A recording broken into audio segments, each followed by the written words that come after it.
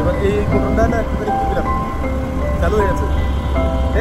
আমরা যাচ্ছি এখন শ্রীনগরের শঙ্করাচার্য মন্দিরে।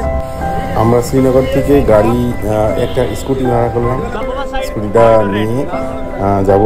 এছাড়া আমি অন্যান্য গাড়িগুলো টেস্ট ড্রাইভ নিয়েছিলাম, তারপরে দেখলাম না মোটরসাইকেলও নিয়েছি, এইটাও ওইটাও ওইটাও ওইটাও দেখতে পাচ্ছি। আমরা স্কুটি চালাচ্ছি, স্কুটি দেখো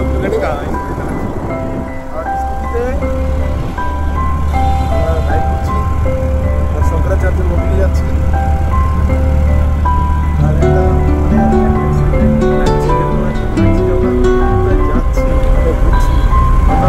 করতে পারবো কিনা তা ভাবতেও পারিনি এত জিনিসটা।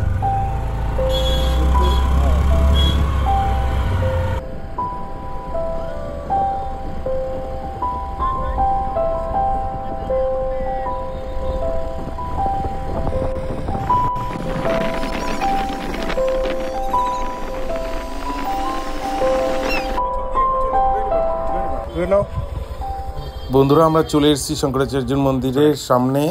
আর 240খানা সিঁড়ি বেয়ে আমাদের উপরে চড়তে হবে। আর নিচের থেকে কমসে কম 11,000 ফুট উঁচাই পাহাড়ের উপরে চটিতে শঙ্করাচার্যের মন্দির দেখতে সামনে পাচ্ছ তোমরা।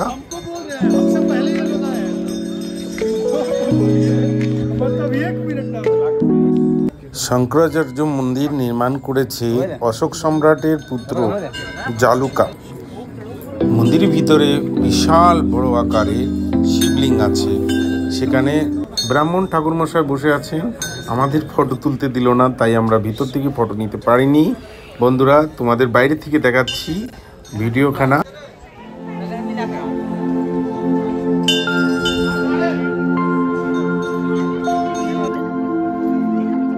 আমরা মন্দিরে পুজো দিয়ে নিচের দিকে নামলাম, আর চারদিক দিয়ে মন্দিরের সাইড দিয়ে তোমাদের দেখাচ্ছি। দেখো কি সুন্দর দৃশ্য, কি সুন্দর জায়গা।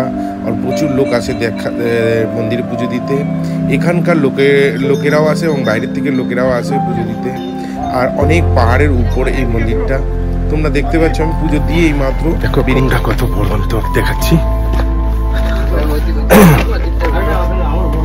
ভাই দেখো এই যে কুণ্ড হচ্ছে, গুড় গন্ধ করছে কোথার থেকে, এই হচ্ছে গুড়কুণ্ড। আর এখান থেকে পুরো তুমি দেখতে পাচ্ছ পুরো শহর, শ্রীনগর শহর। ঠিক আছে, তো এখান থেকে মন্দিরটাও দেখা যাচ্ছে। দেখো মন্দির তোমার দেখাচ্ছি, এই যে মন্দিরটা। ঠিক আছে, তোমরা দেখতে পাচ্ছ কোন। হ্যাঁ, মন্দির দর্শন করে আমরা ফিরে চলে আসছি।